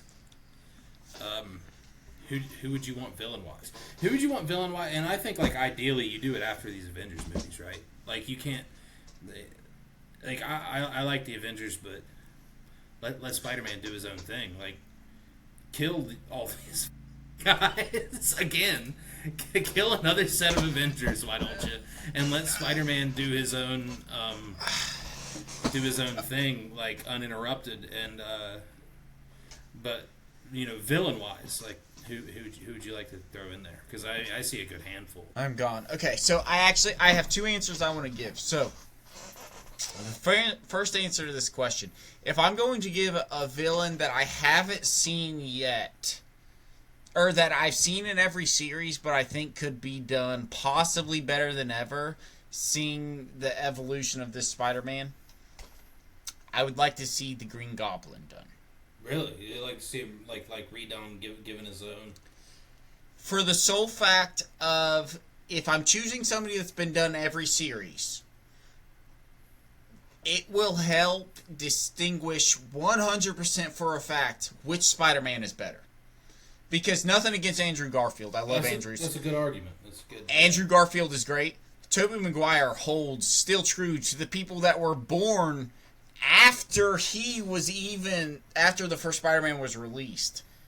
Tobey Maguire holds in their heart as the best Spider-Man. It's just because of the longevity and how fantastic the suit looked, how good he looked. Tom Holland is the first one, in my opinion, that truly looks the age that Spider-Man's supposed to be when he starts out. You know what's crazy to think about now is that, like, regardless of anybody's opinion of who's the best one, Tom Holland is now Spider-Man. Like, I know he's been Spider-Man, but what I mean by that is, like, he's got more movies than all these guys. More movies, more standalone movies tenure than all these guys. Yeah. Along with 3 movies that weren't his, that he was still in. So he's been Spider-Man now in 7 movies. He's been Spider-Man for 10 years. Yeah. I remember seeing the first announcement. I somehow remember where I was. I was on the pep bus coming back from the state tournament where we were watching the girls' basketball team. He's been Spider-Man for over 10 years because he's been Spider-Man since Captain America Civil War, which is 2015, probably. I think it was 16. I think it was 16. I thought 16 was Avengers. No, 15 was Age of Ultron. And then, let's see. I'm about to find out right now. Yeah, May 6, 2016 was Civil War. Okay. Age of Ultron was 2015, and then I think he had his own movie. Oh, Age of Ultron was after. Okay. Yeah, or was before. Infinity War and Endgame came back to back, in back-to-back years. 17, 18. I think. Was it 17, 18? Yeah. I thought it was 17, 18. It might have been 18, 19, actually, because of it. I bet it was.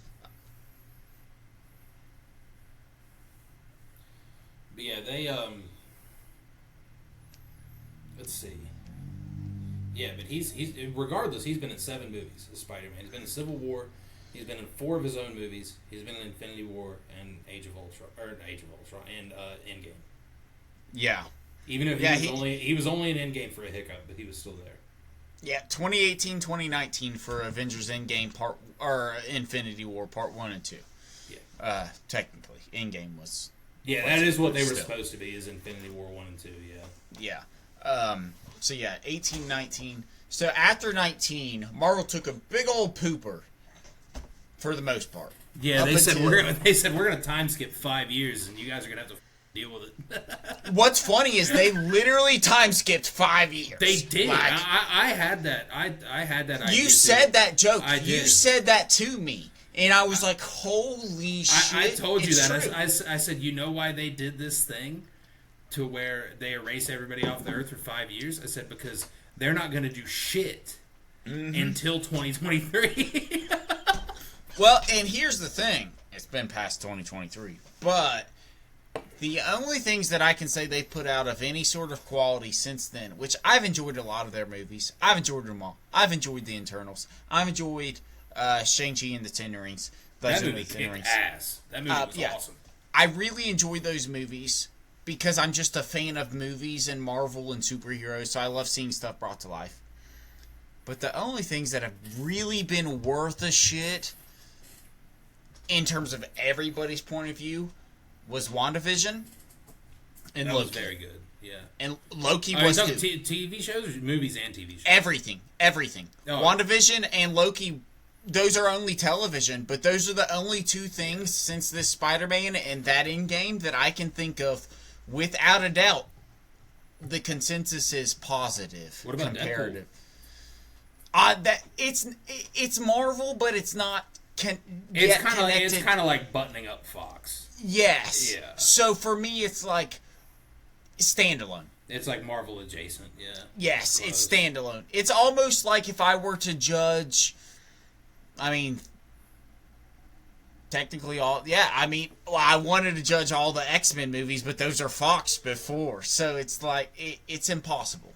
Mm-hmm. I hold them on a different standard until I see Ryan Reynolds making fun of Iron Man for having an iron cock.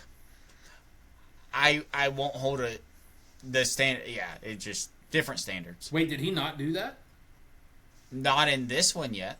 Oh, not yet in this universe. It's bad that I just expected that he did it. I didn't. Yeah. You didn't question it a bit. Yeah. Yeah, I just went ahead and expected that it happened. Yeah,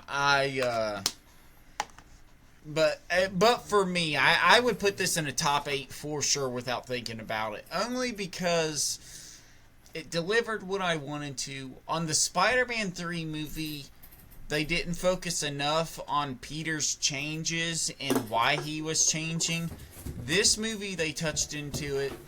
As a fan of the 90s cartoon of Spider-Man, ouch. I don't know if you ever watched those, but Madam Web was a main character in those, and he visited Madam Web in almost every episode to get advice and stuff. And they up the Madam Web movie, but this one reminded me of it in terms of touching into the arachnid part of him, touching into the raw nature of what a spider would do, what Peter would do as a solid human being. I'll just end on this with this movie. If I were personally to rate this movie, I would rate this movie at an 8.5 out of 10. Really? I would. Nice. It is my favorite standalone Spider-Man movie since the Tobey Maguire movies. Wow. Nothing. Really? There could be a 10 out of 10 Spider-Man movie, and I don't think anything will ever touch the Tobey Maguire, because for me, when you talk about who's Spider-Man, real life, the first scene that I get is him grabbing the bus. The train. In 2000. Yeah. Oh no, I have him grabbing the bus, and the bus sign rips off. I thought you the meant high the train school where he. Yeah. That's stuck in my brain. Yeah. That one right there is the most powerful Spider-Man scene that has ever been portrayed, I think. Yeah. I think that it's that one, right? Like, so Spider-Man 2, Dr. Octopus. Yeah. Yes. Yeah. That one, I fully agree with you. That scene right there is like the most iconic, powerful, raw, like, oh, that scene's you can never beat that scene. You can only match that. You can only match that and send it, yeah. Yeah, and even then, that's tough. Bro, they had his suit ripping. They had his suit, I've never seen a thing that, like, you know, set aside whether or not that's actually how it would happen if there was a guy that strong. It doesn't matter. It's like, wow. Like that's how you tell it on a screen. On a screen. You're just like, holy shit. This kicks ass. This guy is the bomb, dude. It's it's just greatness, dude. So to me, I hold this movie very high. I am glad that I saw it. Again, shout out to Faith. I would not have seen it even this weekend, let alone on technically its release day, if it wasn't for her wanting to see it and her knowing that it valued or that it meant something to me. So yeah, I'm glad I still did. Hats off to her. Yes, I'm glad I still did. It was an awesome movie. I'm more than anything, this movie reignited what the old Marvel movies used to be in terms of, I can't wait to see the next one, bro. Mm-hmm. I can't wait. Like, I can't wait to see the next one either. Like, this one wasn't quite what I wanted it to be, but that's also why I can't wait to see the next one, because I know it's gonna be good. It should be. They're leading into so, like, first of all, let's just say, give me your opinion. Who the could you even think of that Spider-Man beeper be? Who could you think of it actually be? I don't know. I don't have an answer for it, because it could be any Spider-Man that has been introduced from. Oh, it could be some of them that haven't been introduced. Like you know, think about it for a minute. Like, it could be. Which would be better? Seeing 2099 in a movie would be sick. Seeing Cyberpunk in a real life movie would be sick if they could, but that would be too much money to CGI Cyberpunk constantly. But yeah, anybody. 2099 would be pretty sick. you get a shit. If it's to what you said, and it's Doom bringing somebody, maybe they bring somebody that's mid symbiote ordeal. Doesn't want to, hasn't got rid of it yet. Mm-hmm. And maybe they just bring in another Tom Holland. That would be sick if there was another Spider-Man that Doom brought in and he was also played by Tom Holland. I'd be like, all right, give this guy a trophy. He's got it. I just asked AI, and they said that he's bringing Tobey Maguire's Spider-Man back into it. I see people saying that in Doomsday, Deadpool's gonna blow him up. I said, what? That would be awesome. To be fair, out of anybody in the Marvel Universe, he has access to the time control machine. He has access to the what's the control center called that Loki goes to? The TVA? Yeah, the TVA, the Time Variant Association. It would make sense, I guess. Like, yeah. I asked you a question. I forgot to say my answer. Sorry. What villain you'd like to see? No, you're good. I forgot about it. What villain you'd like to see next? I want to see, and this is just because he was in the video game, and it was a damn good story, and I thought they didn't do him justice in the video game. They killed him, and it sucked because he could have been so much more. Kraven. Kraven in a movie would be sick because he's a different kind of villain. See, I would love Kraven. The only issue is they already technically. I like Kraven, but he's already dead. And Wolverine's. Oh well, I guess that's just a version, a Earths. Yeah. Because in Deadpool and Wolverine. Oh, that's a good point. I don't know. I like that. See, me personally, if I was gonna think realistic, who I actually see coming into play, especially with understanding that Punisher is involved in the event or in the Marvel world from now on, I see Kingpin, and I see him becoming an issue with Spider-Man. Because in the 90s TV show, he was the main villain in terms of contracting villains for everything that was going on. Yeah, he's also in Daredevil. So I don't know if I don't know where they're at with him in Daredevil. That's my issue with it. I haven't watched much of Daredevil. I watched like 2 episodes of Born Again, and then I did too. Yeah. I'm a couple episodes in. It's not. I wanted to watch it, but rewatching it, like restarting it, I actually lost interest. Yeah, like it's not as good as the original Daredevil. I don't think it's not.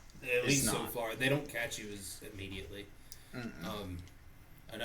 Another guy I'd like to see that we haven't really seen in the movie, and this is again from the video game. I'll credit the video games for building these guys up because they went out there and got they got villains that like you wouldn't really think of, and they made them just world killers. Mr. Negative. Oh, was and Mr. Negative and Kraven are both guys that just like with his head. You know what I mean? They're both like they're just different kind of cats. Like Mr. Negative's like Scarecrow for Batman in terms of like just mentally only mentally him up. Yeah. He'd be a good one to have in a movie. He'd be a great one to have in a movie. Actually, I think he'd be better than Kraven to have in a movie. I'm gonna grab my. Let's see. I'm gonna look some up. Because I never actually got a full. I don't know, because the problem is they've thrown people in so much. Like, in all honesty, if I was going to talk about people that I wanted to see that have been thrown in but haven't been touched on enough, it would be Rhino and Scorpion. Rhino and Scorpion, to me, are like 2 iconic Spider-Man villains that have been brushed over but haven't actually been given their light of day. Carnage in the right sense. See, I want the Venom to be a part of it. Yeah, Carnage would be a good one, but you need Venom to have Carnage, right? Like, like you have to. You can't. You can't have one without the other, or you can't have Carnage without. Yes, which the last Tom Hardy movie, the last Venom movie, they did kind of put him in the Marvel universe. Which Woody Harrelson, wasn't it? Wasn't he Carnage? yes, Yeah. he was Carnage. Yeah, so I think that there could be a chance if they want to go back that long ago and tie shit in, they could. Oh my gosh, I'm just so excited. I'm excited for superhero movies. The Hobgoblin would be a good one. The Hobgoblin, Because the Hobgoblin's... that's that would be a really good one. Which would be the most plausible, maybe not in the next one, but in the next few, if nothing else. Yeah. That could be plausible. That would be a really good one. I forgot about the Hobgoblin. And he's a scarier version of the Green Goblin. I don't know if anybody thinks otherwise. I think he's a scarier version. He's a crazier version. Yeah, I don't even know his. I don't even really know his backstory, but I know he's. He's just screwed up mentally. That's all I know, and the only things I know about him are from the cartoons. That's the only thing. Is he a mutant? No, I don't think so. I think he's just psychologically messed up.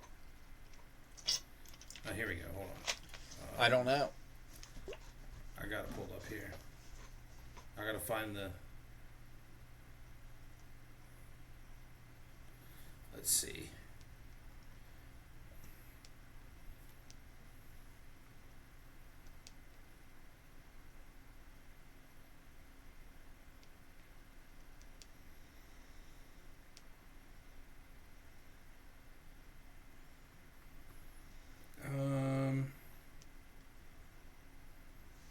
Yeah, because if he is a mutant, that'd be the way to.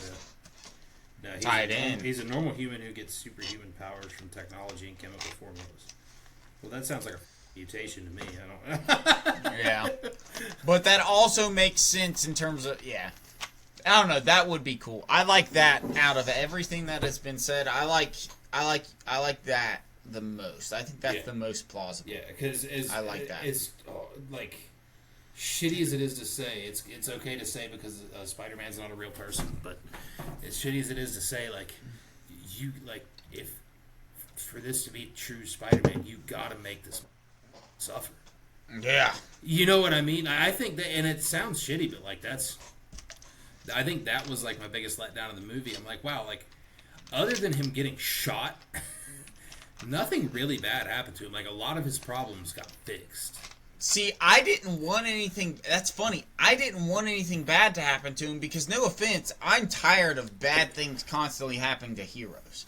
Because once they're established, they're just heroes. Yeah. The only thing that upset me with this was that they portrayed his relationship with Zendaya, or with who she was playing with, Mary Jane, to be something other than what it was, and it was like, that was stupid, all for the end to show that she is understanding. That was one thing that could have just been resolved for the sole fact of, we don't need to see a love story be an issue in the next movie. Isn't her name not even Mary Jane in that series? It's Michelle.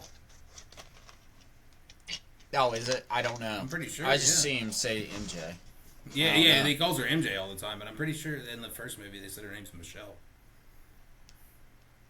So it's my mom. I'm not gonna lie, for having if she's black, that makes a lot more sense. Yeah, it's my mom if she's black. So I saw somebody say that Tom Holland's Spider-Man only likes black chicks. Because the first movie, his date, and then in the elevator scene, whenever that blonde girl was like, "Hey, we live on the same same floor," and he's like, "Cool," and then that's all he said. He's like, "Oh, cool, yeah," and then he off. I hear you, Tom. Just see. Full cast and crew. Sorry, I'm drunk, so my name's. Oh, are you trying to find out her name in the movie? Yeah, I just want to look up so I know. I don't know what the J stands for, but I thought that her first name in the movie. They literally just put MJ. And all of them.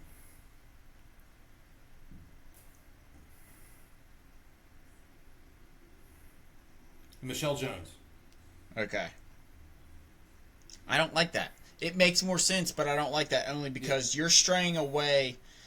Like Michelle Jones Watson, and Jones Watson is hyphenated, so she's not even really MJ. She's Michelle JW, if anything. See, that upsets me only because this is still supposed to be the original Spider-Man universe to extent. Like, all of them have been, but MJ is always MJ. Like Mary Jane. Yeah. So, you know what? Her in general, no offense, I love her. And I like her being in there. And also, I like that her, John, and Tom are all in this and Odyssey making hundreds, if not billions of dollars total. Tons of money. Right now. Rock on, you guys. You rock. And the fact that you and Tom are married. I love that. Or, together. I love that. But she didn't need to be in this, really.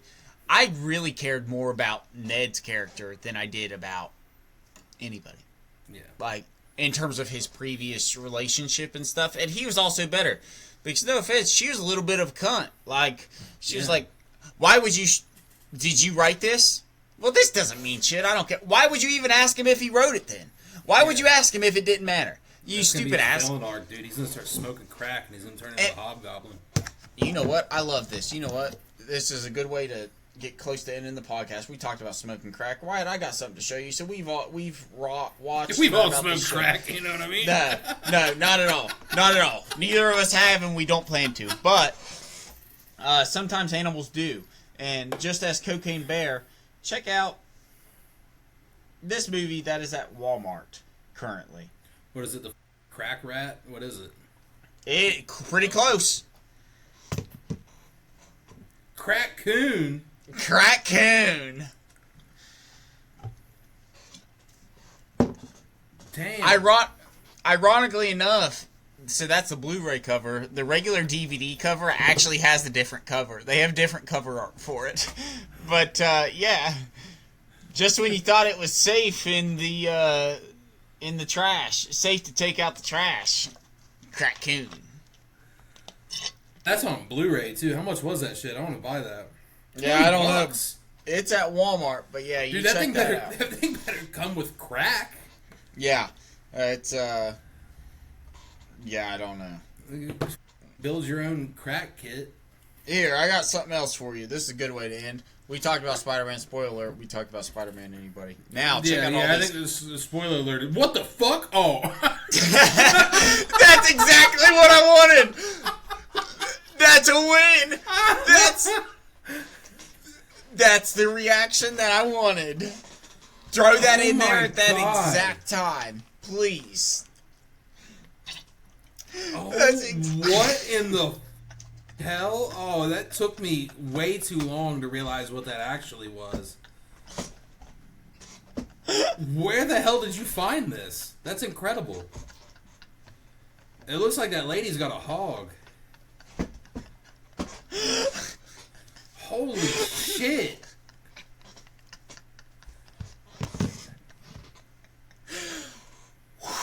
That is the exact reaction I was hoping to get. I hope everybody else is able to Dude, enjoy what the that. Nathan just sent me that.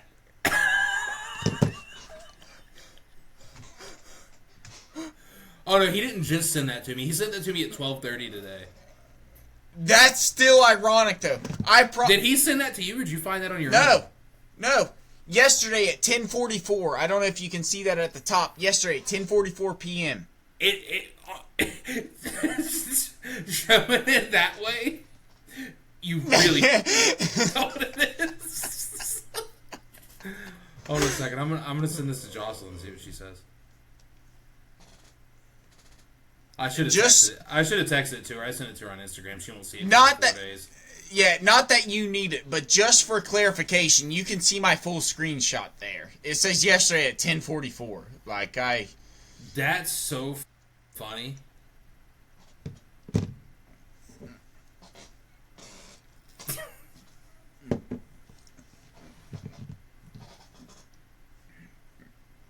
Yeah, no, I saw that yesterday, and I saw an entire post. I cropped that to get just the photo. He sent that shit to me on Instagram. That's incredible. I bet I'm gonna go. Let's go and see. Yeah, he probably sent it to you too. Yeah, I think I sent you some stuff on Instagram that might have been funny. He has indeed. 1238. Yep. Oh no, you've seen what I've sent to you. I haven't seen the Abraham Lincoln. How'd you die? Shot in the back of the head. No way, me too. Next to my bitch wife. Please. I hope there's another one coming. I put one in my ears. Stop. I feel like most of these amendments we can just get rid of. Most of these amendments. Every man is entitled to a big-titted goth chick. They're incredible. Yeah, that's the new Fourth Amendment now. That's the new Fourth Amendment now. Hell yeah. Yeah, well, at least you won't get stuck in the bathtub again. There you go. Get up. I feel like I haven't seen you guys in 2 score, at least. No one says score. Did that not catch on? I tried to make it catch on. Not catch on. Only person who said it. Andrew Jackson couldn't make it, but he sent us these blanks. No. That's a double. I got plenty of black. No, you don't. No, you do not. No. Frederick. I got plenty of black friends. Me too. No, he does. He's a coworker. I gave you the pass. No, they didn't. He gave me the pass. He gave me the pass, yeah. I got the pass and I still refuse to use it. Those are the type of commercials I want us to make. I want us to make stupid shit like that for the podcast. That's hilarious. Too good. Oh my gosh, randomness. Gotta love it. Okay. Anything else you got for this podcast before we sign off here, Wyatt? Dude, I don't. Not any news or funnies or anything, but I will throw in here that this has been a damn good one. This has been I'm not quite sure if an all-timer, but it's been a top 20, we can say. It's in contention for the year, for damn sure. Yes, it's been a great one. I think our best one this year's still been St. Patrick's Day. That shit was funny as hell, and I don't even remember why. I'm gonna have to go back and listen to that. Yeah, I'm not sure. I'm not sure. I remember being really drunk and laughing the whole time. Yeah. The only other thing I want to throw in here is what I just sent you before I'll let you sign off for us here. But I want to shout out my brother Ryan. He picked this up at an antique store. This is indeed 25-year-old ketchup. That is disgusting, but that bottle's sweet. This is ketchup from the opening day of Heinz Shit, Field. you're holding it. I'm sitting here looking at the picture, and you got it in your hands. I'm holding it. And on top of that, look how cool this is. They got the Steelers logo on the cap of the bottle. Glass bottle, Sick. metal cap. I love that he thought of me when he saw this and picked this up. He said he's had it for a few weeks, and I just happened to go up yesterday, and he gave it to me before he left for work. But I just want to shout him out. 5 days after your birthday, 5 days after the worst day on earth in terms of this country. Wow, yeah, holy shit. Yeah, that was 21st century, fresh off worst the day big of this one, yeah. country. September 15th, 2001, bottle of Heinz ketchup. Bottled and given away, limited edition, as you can see. I just love this. Heinz Field on the side there at the top. I just think this is very cool. It will be something that whenever I have a house, this is half of mostly latest stuff, it will be on display. It is something that will forever be. It is actually barbecue sauce flavor or colored, which is I find even funnier. It is brown as all could be. But you know what, Wyatt, if in 5 years from now this podcast ever takes off and we get real famous, I'll eat some of this shit because I like the Steelers and Heinz that much, and Acrisure Stadium sucks balls. So I agree. Yeah, you can't eat insurance. no. I do have one more thing before we close shop that I meant to tell you earlier. So we were at the movies the other day, and you remember a couple weeks ago I told you about my rock barrage that I was bombarding my girlfriend with that she got mad about. We're sitting there in the movie theater and we're watching the previews. She wasn't paying attention because it was previews. She wasn't paying attention. She was scrolling on her phone. She didn't have her phone out in the theater, during the movie, obviously, because she's considerate. But she had her phone out during the previews. She wasn't paying attention. The preview for Jumanji comes on. Yep. And sure enough, I'm sitting there and I just say out loud, "There he is!" And she looks up and it's the Rock. The look she gave me, it was priceless. I wanted to scrapbook that shit because it was not happy. Yeah. And normally I don't like when she's not happy, but When you it's can because cause of it The on Rock- purpose, when yes. it's because of The Rock, it's incredible. Dude, Yeah. we watch wrestling very sporadically anymore. We don't watch it a whole lot, but let me tell you, if he ever comes back, and I'm sitting You're there, making sure. and I'm sitting there, I'm not a very religious man, but I'll say this right now: if there is a God, I'm gonna sit there and I'm gonna be like, all right, now here comes The Rock, and then the next thing you're gonna hear is, if you smell, and I will lose my mind. I'll turn it off. I'll have beat the game. I'll have seen everything I need to see. You'll That's be it. satisfied. Yeah, I will. That's, I will. Yeah. That's it. I'll retire. Do you smell what Yeah. the Rock is a cooking? Yeah. I'll leave my boots in the ring right there, and I'll walk away, John Cena style. Thank you for your time. This has been a great tenure of a career. I retired here. Yeah, I'm done. I don't even know what I'm going to retire from. Whenever I retire from the union, I think I'm gonna hop out of whatever machine I'm operating. I'm gonna unzip my vest, take off my hard hat, and I'm just gonna leave it sitting there on the job site. Dude. In my car. I'm not gonna lie. If you are a manual labor worker at all, if I wear boots by the time I retire, that is the exact way. Doesn't matter what you do. If you are a logger and you cut trees for a living, take off your logging boots and your chainsaw, sit that shit straight down, and you just walk. Like, I think that is the way to end. Yeah. Not just, honestly, that's the one thing I will say wrestling has got that does transpire in terms of real life. Oh, taking the boots off and leaving? Yeah, it's great. It's the ultimate respect as well as disrespect that you can leave. Like, if you love your place, I'm leaving everything here for you. And if you hate that place, you take my boots and leave. I'm like, Yeah, I'm gonna be operating a kick the Rock. I'm gonna be sitting there. I'm gonna operate my crane at 55 years old, and I'm gonna hop off, and I'm gonna hand my oiler my phone, and I'm gonna be like, record this shit, dude. Yeah. Why? What are you doing? Yeah. This is it. I'm hanging them up. Just want to let you know. Oh shit, man. Oh. That's all I got. I don't know if you got anything else, but I do.